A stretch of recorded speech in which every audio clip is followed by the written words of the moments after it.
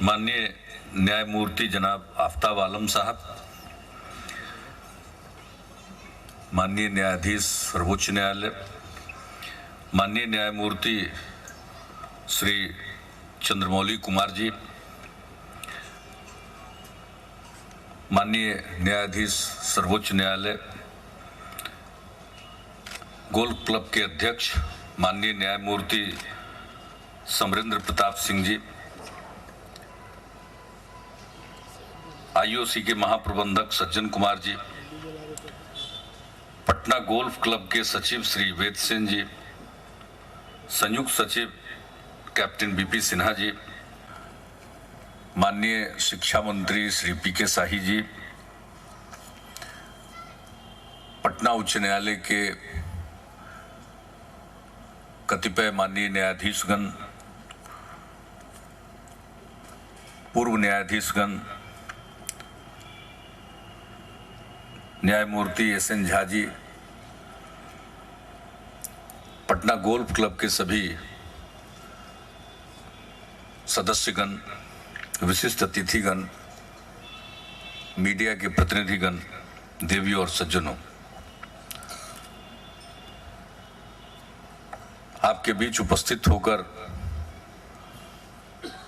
और इस कार्यक्रम में शामिल होकर मुझे खुशी है। पहली बार मैं जब यहाँ के कार्यक्रम में शामिल हुआ था तो जस्टिस आफ्ताब आलम साहब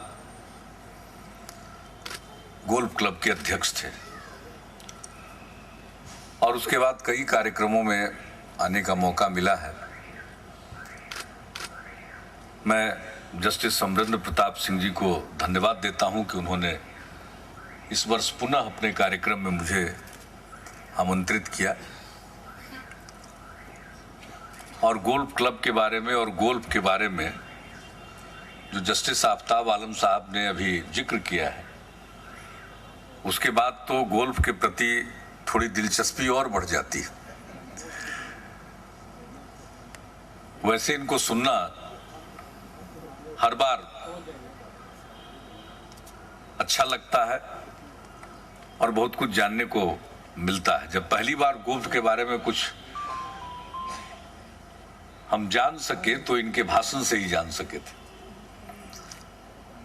और आज भी बहुत सारी नई बातों का इन्होंने जिक्र किया।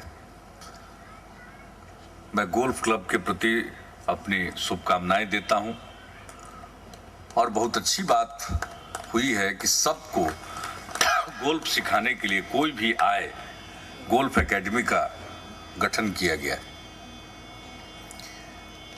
ये बहुत बड़ा और बहुत अच्छा इनिशिएटिव है और जैसा आपने कहा कि इसमें कोई फी नहीं, कोई भी आ सकता है, किसी के रेफरेंस की जरूरत नहीं है और उसको गोल्फ सिखाया जाएगा। तो ये बहुत अच्छी बात है। अगर इस तरह से कोई काम हो तो गोल्फ के क्षेत्र में काफी नई प्रतिभाएं सामने आ सकती। तो ये बहुत अच्छा इनिशिएटिव है और इसके लिए जो भी सहयोग की जरूरत होगी, मदद की जरूरत होगी, हम लोग उसको करने को तत्पर होंगे।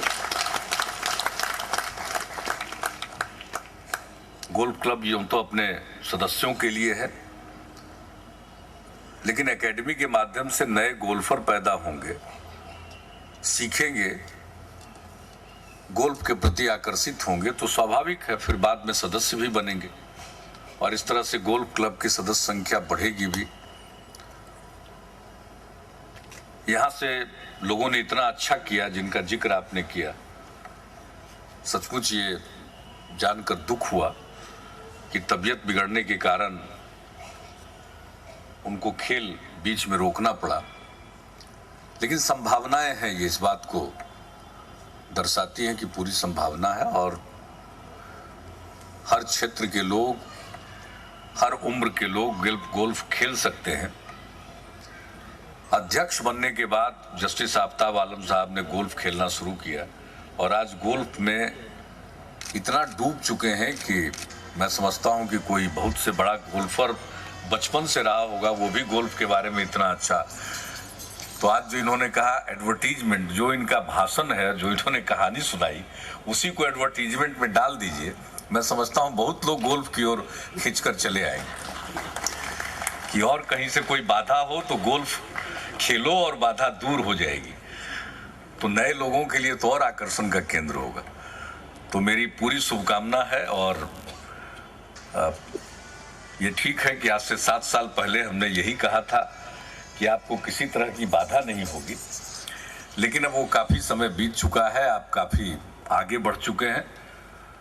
अब अगर किसी प्रकार के सहयोग की आवश्यकता होगी तो हम लोग वो सहयोग देने को तत्पर रहेंगे। आप गोल्फ के खेल को बढ़ाइए। और बिहार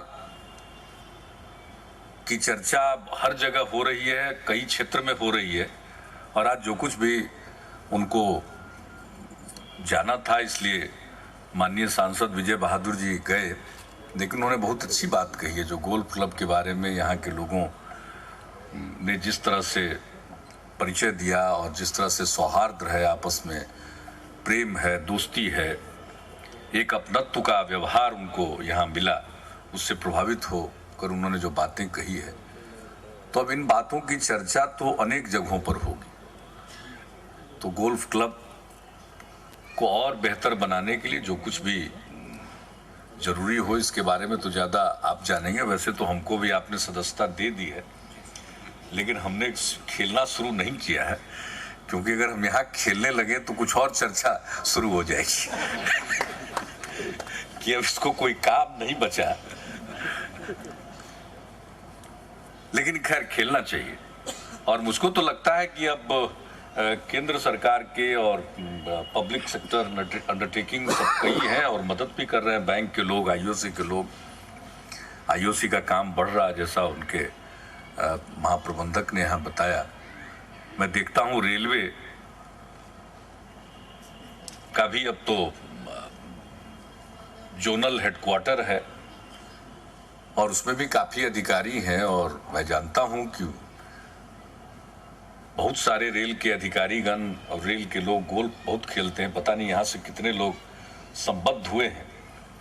तो अब तो गतिविधियां बढ़ रही हैं, निजी क्षेत्र भी अब धीरे धीरे बढ़ रहा है, यहाँ कारोबार बढ़ रहा है, लोग आ रहे हैं।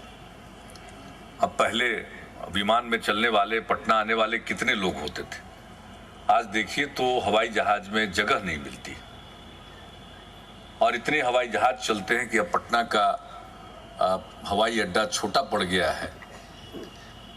और हम लोगों के सामने एक समस्या है कि फिर एक हवाई अड्डा यहाँ भी आसपास जो भी हो सके इसका विकास हो, लेकिन लोगों का आना अब यहाँ ज़्यादा शुरू हो गया। और मुझे याद है कि जो जस्टिस आफ्ताब आलम साहब ने 2006 में कही थी कि भाई कोई भी बिहार आना चाहता है तो आप उनको अन्य जगहों के अलावे गोल्फ क्लब में आवे और गोल्फ खेले, इसका निमंत्रण हम लोगों की तरफ से दे सकते हैं। तब तो धीरे धीरे वैसा वातावरण बन रहा, तो अधिक से अधिक संख्या में लोग आने लगेंगे, आएंगे। अब बाहर से भी बहुत लोग आएंगे, अब धीरे धीरे बढ़ता चला जाएगा। नालंदा विश्वविद्यालय ही बन रहा है, तो बगल में ही बन रहा है, ज़्यादा दूर है नहीं। तो मैं समझता हूं कि गोल्फ क्लब पर और ज़्यादा धीरे धीरे दबाव बढ़ेगा, इसकी मांग बढ़ेगी, आपकी सदस्य संख्या बढ़ेगी, तो आपको उस परिस्थिति से निपटने के लिए तैयार रहना होगा। और इस तैयारी में जो भी सहयोग की आवश्यकता होगी हम लोग देंगे। इन्हीं शब्दों के साथ मैं आप सबको अपनी शुभकामनाएं देता हूं। बहुत बहुत